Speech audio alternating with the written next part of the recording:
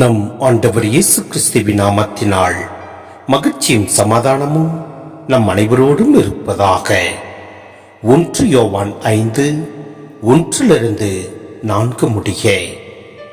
இயேசுதான் மெசியா என்று நம்புவோர் அனைவரும் கடவுளிடமிருந்து பிறந்தவர்கள். பெற்றவரிடம் அன்பு செலுத்துவோர் பிள்ளைகளிடமும் அன்பு செலுத்துவர்.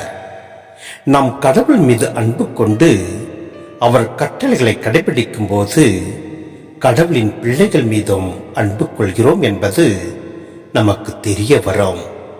ஏனெனில் அவர் கட்டளைகளை கடைபிடிப்பதில்தான் கடவுள் அன்பு அடங்கி உள்ளது. அவர் கட்டளைகள் நமக்கு சுமையாய் இருப்பதில்லை. ஏனெனில் கடவுளிடமிருந்து பிறக்கும் அனைத்தும் உலகை வெல்லும். உலகை வெல்வது நம் நம்பிக்கையே. சிந்தனை. ஆம், நம் ஆற்றலுக்கு அப்பாற்பட்ட சுமைகளை கடவுள் நம் மீது சுமத்துவதில்லை. அவர் சுமைகளை தந்து அவற்றை தாங்கும் சக்தியையும் தருகிறார். கட்டளைகளை தந்து அவற்றை நிறைவேற்றும் வல்லமையையும் கொடுக்கிறார். நம் அருகிலிருந்து நமக்கு துணை புரிகிறார். ஆனால் மனிதர்கள் கடவுள் தந்த வாழ்வு தரும் சட்டங்களை பெரும் சுமைகள் ஆக்கிவிடுகிறார்கள்.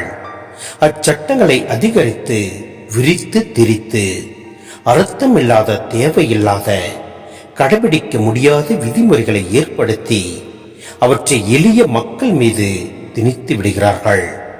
மத்தேயு 23:4 நாம் பார்க்கிறோம். ஆனால் கடவுள் தரும் சட்டங்கள் என்றுமே வாழ்வு தருபவை. அவை வாழ்வை நசுக்குபவை அல்ல. இயேசுவே கூறுவது போல, என் நுகம் அழுத்தாது, என் சுமை எளிதாய் உள்ளது. மத்தேயு 6:30 நாம் இவற்றை பார்க்கின்றோம். எனவே எப்படிப்பட்ட கஷ்டங்கள், துன்பங்கள், சோதனைகள் நம்மை நெருக்கினாலும் அதை குறித்து நாம் சிறிதும் கவலை உறாமல் நம் ஆண்டவரோடு நாம் இணைந்து வாழ்வோம்.